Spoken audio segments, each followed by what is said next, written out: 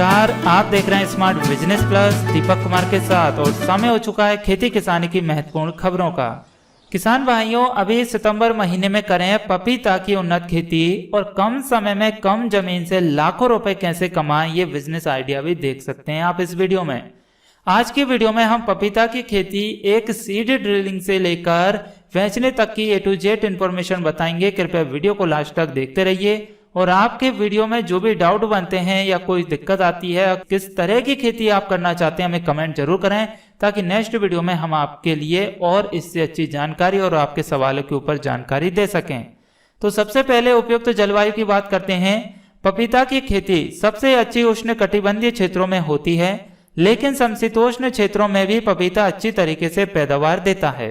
शुष्क गर्म जलवायु में इसके फल अधिक मीठे होते हैं, परंतु अधिक नमी इसके फलों के गुणों को खराब कर देती है और पैदावार भी प्रभावित होती है। इसके उत्पादन के लिए तापक्रम 22 से 26 डिग्री सेंटीग्रेड के बीच होना चाहिए और 10 डिग्री सेंटीग्रेड से कम नहीं होना चाहिए, क्योंकि अधिक ठंड तथा पाला इसके लिए शत्रु के समान कार्य करता है और वहां पर हमारे फल सड़कर गलने लगते हैं या फिर फूल भी झड़ने लगता है। बात करें भूमि के चयन की, तो पपीता किसी भी प्रकार की भूमि में उगाया जा सकता है। ऐसा जरूरी नहीं कि यह इसके लिए कोई खास किस्म की मिट्टी हो, लेकिन फिर भी इसके लिए अच्छी जीवाश्म युक्त हल्की दोमट या दोमट मृदा जिसमें जल निकास की व्यवस्था अच्छी हो, इसके लिए बहुत ही अच्छी मानी जाती है। और इसी के साथ ही जिस भूमि का pH मान 6.5 से लेकर 7.5 के बीच में हो, वह भूमि सबसे अच्छी मानी गई है। भूमि की तैयारी की बात करें तो पपीते की बागवानी के लिए अप्रैल से जून माह में या फिर अभी सर्दियों का मौसम चल रहा है, बरसात खत्म होने को है। यदि आपके यहाँ पर बारिश नहीं हो रही है तो आप खेत की अच्छी तरीके से जुताई करिए और 1.5 फीट लंबाई, चौड़ाई और गहराई के आकार के बड़े गड्ढे खोदकर कुछ दिनों के लिए खुले छोड़ दिए। इसके पश्चात गड्ढे की ऊपरी मिट्टी में 15 से 25 किलोग्राम पकी हुई गोबर की खाद व 1 किलोग्राम नीम की खली प्रति गड्ढे में भर देना चाहिए। उन्नत किस्में की बात करें तो पपीता नियमित परागण के अभाव और बीज प्रबंधन के कारण जिसमें अस्थायी है तथा एक ही किस्म में भिन्नता पाई जाती है। अतः फूल आने से पहले नर और मादा पौधों का अनुमान लगाना कठिन है। इनकी कुछ प्रचलित किस्में हैं जो देश के विभिन्न भागों में उगाई जाती है। अधिक संख्या में मादा फूलों के पौधे मिलते हैं, जिनमें मुख्य हैं जैसे कि हनीड्यू या मधुबिंदु, कुर्ग हनीड्यू, वंगिस्टन, कोय 6, MF1, पूसा मेजेस्टी मुख्य है। इसी के अलावा बहुत से किसान भाइयों के लिए ट्रेंड कर रहा है रेड लेडी 786, जो कि वेस्ट किस्म बताई गई है और इसकी उपज भी काफी अच्छी मानी गई है। तो आप यदि एक बार ट्राई करना चाहें तो रेड लेडी 786 कर सकते हैं, जो कि ताइवान कंपनी के नाम से चलता है मार्केट में और 2700-2800 से लेकर 3500 रुपए पर 10 ग्राम के समथिंग ये बीज मिल जाता है मार्केट में। आपको हर जगह शहरों में मिल जाएगा आपके लिए। ऑनलाइन भी आप ट्राई कर सकते हैं। और आजकल क्या है कि बहुत सी कंपनी फ्रॉडबाजी भी कर रही है, 200-300 रुपए में, 400-500 रुपए में रेड लेडी 786 के नाम से 10 ग्राम बीज को बेच रही है। तो देखिए, बढ़िया कंपनी का ट्रेडमार्क हो, लगा हो तो ही उसको खरीदिए। फ्रॉडबाजी के चक्कर में अपना नुकसान नहीं करें। हमने आपको बता दी एक्चुअल प्राइस 2500 रुपए से लेकर 3500 रुपए के बीच में आपको मार्केट में मिल जाएगी 10 ग्राम बीज की। हाइब्रिड का बीज लगाओगे तो फायदे में रहोगे, यदि लोकल देसी लगा लोगे तो फिर भाई वो तो उस किस्म के ऊपर निर्भर करता है कि कितना फल उसमें लगेगा। और भी बहुत सारी ऐसी किस्में हैं जैसे कि CO one, Punjab sweet, Pusa delicious, Pusa majesty, Pusa giant, Pusa dwarf, Pusa Nanha, mutant आदि ऐसी किस्में हैं जो कि अच्छा प्रोडक्शन दे रही है किसान भाइयों के लिए और उम्मीद से ज्यादा उत्पादन भी मिल रहा है। तो आप इन किस्मों का चुनाव कर सकते हैं जो कि आपके लिए बेस्ट मानी गई है।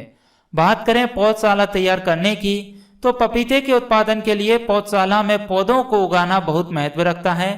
इसके लिए बीज की मात्रा 1 हेक्टेयर में पपीता के लिए 100 ग्राम बीज काफी होता है।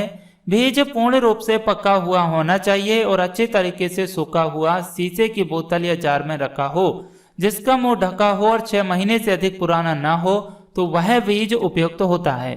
यदि बीज घर का देसी है तो बोने से पहले बीज को कैप्टॉन से उपचारित कर लेना चाहिए। इसके लिए 3 ग्राम कैप्टॉन 1 किलोग्राम बीज को उपचारित करने के लिए काफी होता है, और यदि मार्केट से ला रहे हैं तो उसे उपचारित करने की जरूरत नहीं पड़ती है।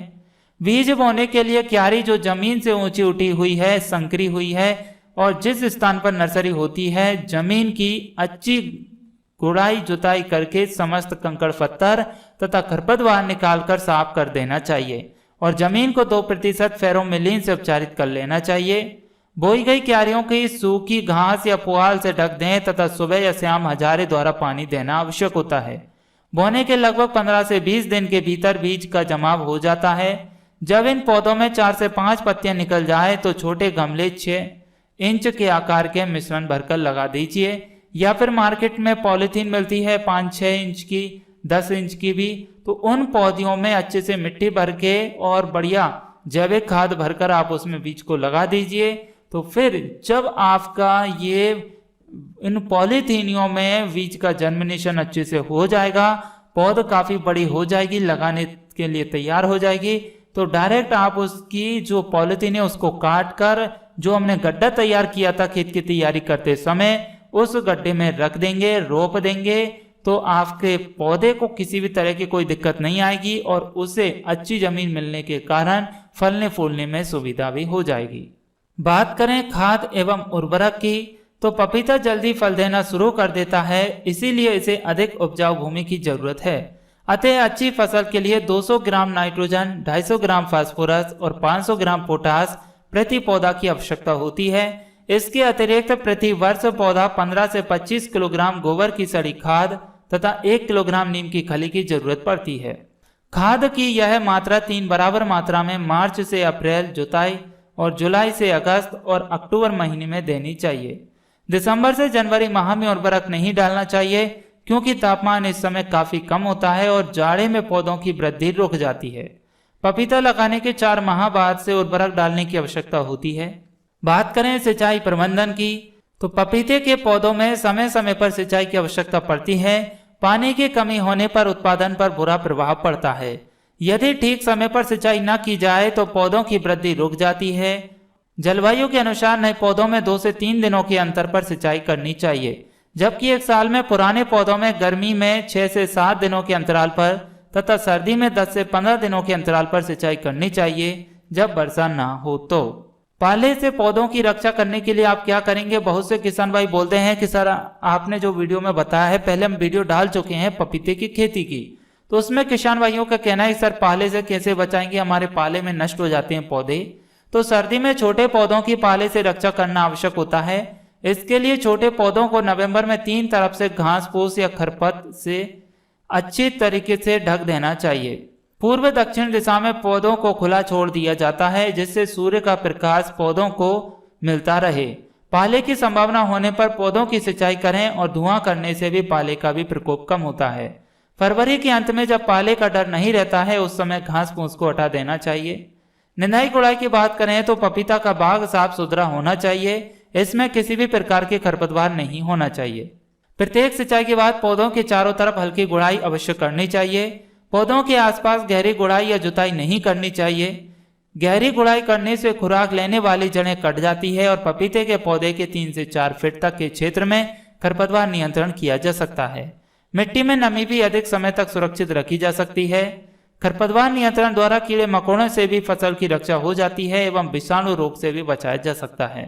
बात करें अंतर्वर्तीय फसलों की, जो कि ज्यादातर किसान भाई हमसे मालूम करते हैं, पूछते भी हैं कि एक फसल के साथ कौन सी फसलें लगा सकते हैं। तो पपीते के पौधे के मध्य में प्रथम वर्ष में कम बढ़ने वाली सब्जियां जैसे फूल गोभी, पत्ता गोभी, प्याज, लहसुन, मिर्ची आदि की खेती कर सकते हैं।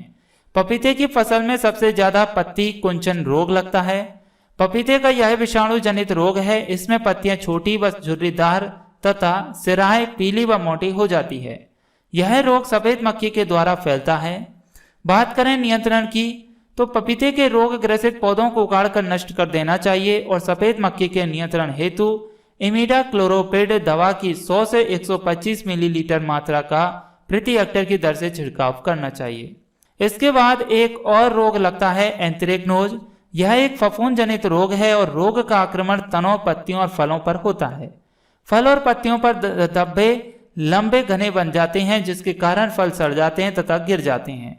यदि ऐसी समस्या आपके फलों में लग रही है तो रोग के लक्षण दिखाई देने पर डाइथेन M45 या फिर कॉपर ऑक्सीक्लोराइड दवा की 500 ग्राम मात्रा का प्रति हेक्टेयर की दर से घोल बनाकर छिड़काव करना चाहिए। पपीते के कीट एवं रोग की संपूर्ण जानकारी के लिए आपके लिए और भी हम आगे वीडियोस डालते रहेंगे।